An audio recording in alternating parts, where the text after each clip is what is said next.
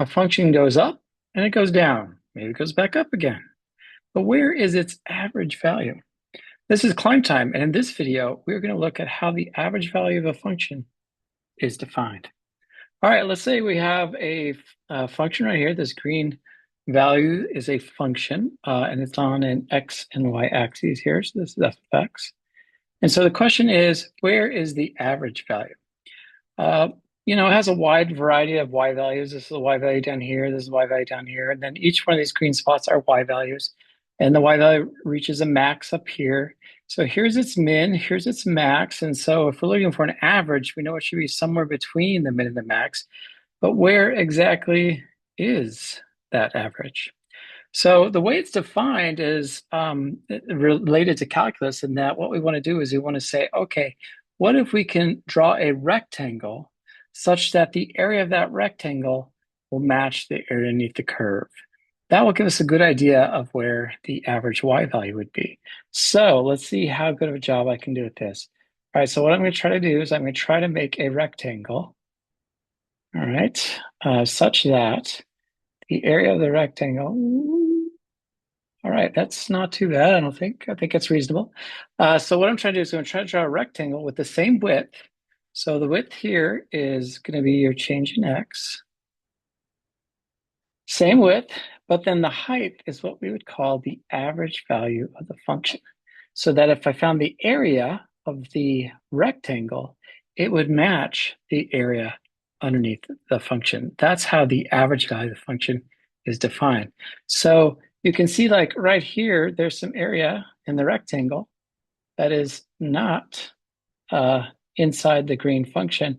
And then there's some area up here in the green function that is not in the rectangle. So if I drew the average value line correctly, the area on the outside, the white areas, should match the green area. So the area of the rectangle should match the area underneath the curve. So whatever is in the rectangle but not under the curve should be equal to whatever is under the curve and not in the rectangle. Okay, so what does this look like? It looks something like this. So we have the area of the rectangle is going to be equal to the area under the curve. They're subscript rectangle, subscript curve. All right, so the area of the rectangle is there in the curve, so that means your average value of the function, which is the height of that rectangle, times your delta x, which is the width of the rectangle, should equal the area underneath the curve. And we've already learned that one of the applications of the integral is that it is the area underneath the curve. So from a to b, and it's going to be the area. So it's f of x dx. Okay, so the average value of the function times the width is going to equal the area underneath the curve. So those two areas are equal. But what we're looking for is average value of the function. So if I divide both sides by delta x, f bar is equal to 1 over delta x, which, by the way, delta x is giving me the difference between a and b. So I'm just going to say b minus a here, times the integral of a to b, f of x dx. And that is how the average value of the function is defined. It's defined as the area underneath the curve with the width divided out. Because the reason why, again, is because that average value of the function represents the average y value. It represents the height, so that when I multiply the height times the width, so the height is this distance here, the height times the width, you're going to get the area of a rectangle, and that area of the rectangle should equal the area underneath the curve. And that's how we define the average value of a function. All right, so right now I want to look at an example of this with dropping an object and velocity. We can see why this kind of makes sense. All right, so if I were to drop an object, I can do that right now. I can take a marker and I can let go of it and it'll drop it. All right, I'm going to have to extend this axis here because your velocity starts at, if I'm going to drop an object, your velocity starts at 0. So this is what your velocity is initially. And then as I go to drop it, the velocity increases slowly in magnitude. But I'm sorry, yeah, it increases in magnitude, but it's always going to be negative because it's going down. So it's going to look something like this. Okay, it's not necessarily to scale, but this is how you model the velocity of an object when you drop it. in an environment where it is under constant acceleration, like gravity.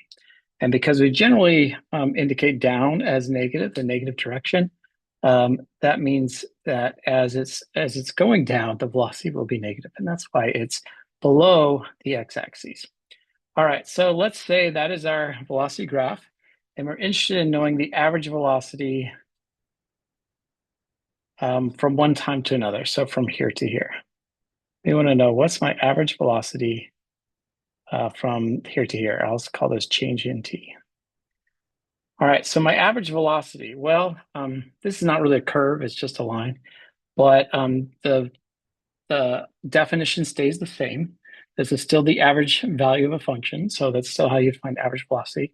So what we need to do is we need to figure out where the line would be such that, I'll use this color here, figure out where the line would be such that if I were to draw a line going across, and this would be the average velocity, such that the area of this rectangle right here would equal the area of the green part.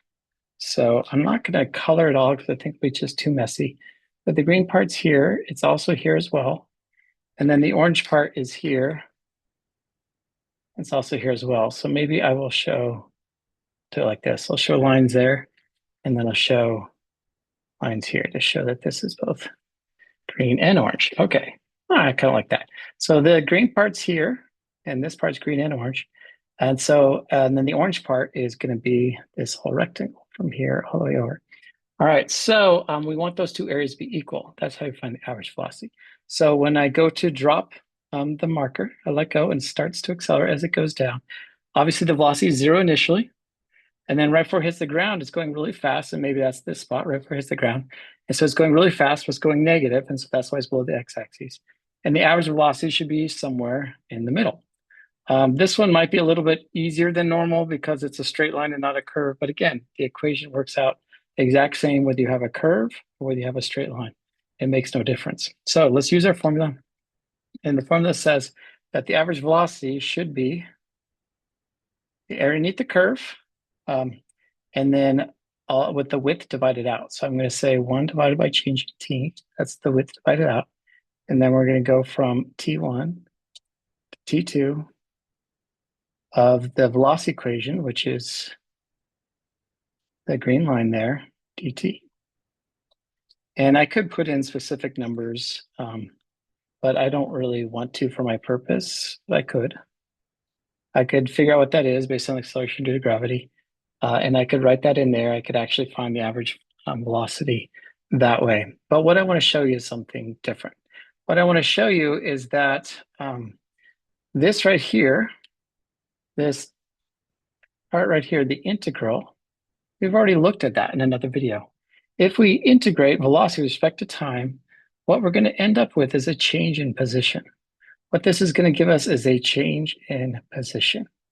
And you can go and check another video out to see why that's true. It'll be linked in the description.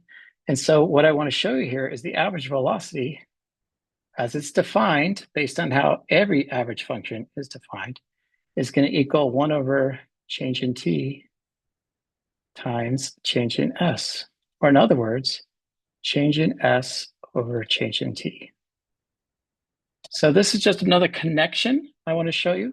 So you can see while this is the general definition for the average value of a function, you can see when we look at velocity, and by the way, there's nothing in here that had anything to do with that being a line. It could have been a curve here, and it would make no difference in my work. That we take 1 over change in t, so we take the width, and we're going to take the overall area underneath the velocity curve and divide out the width.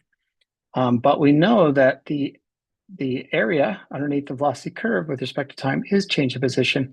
So therefore, we end up with change in position or change in time, which is exactly how average velocity is defined. So we can see in this specific application with velocity that it makes sense why this is our definition. And whether it's a line or a curve, it makes no difference. I'd still end up with this, and you can see how this definition matches what we expect when we're using this definition of the average value of function. So I'll just repeat that one last time. That is the average value of the function is the y value that provides the height of a rectangle, so that when you found the area of the rectangle, where the width of the rectangle matches the bounds on the integral. So if we're looking for the average value of the function of a function that has lots of different y values, we're looking at it from one spot to another spot, from A to B, maybe I'll write in an A here and a B. Okay, so if I were to make a rectangle that starts and stops at the same spot, what height would give me the same area if I were to find the area of that rectangle? What height? And I could draw it in like this white part here, kind of like what I did over there. And then do the same thing with the green, so you can see that this is both white and green here. Okay, so what height would give me the exact same area as the area underneath the curve? That's the average value of function. And this is what its definition looks like.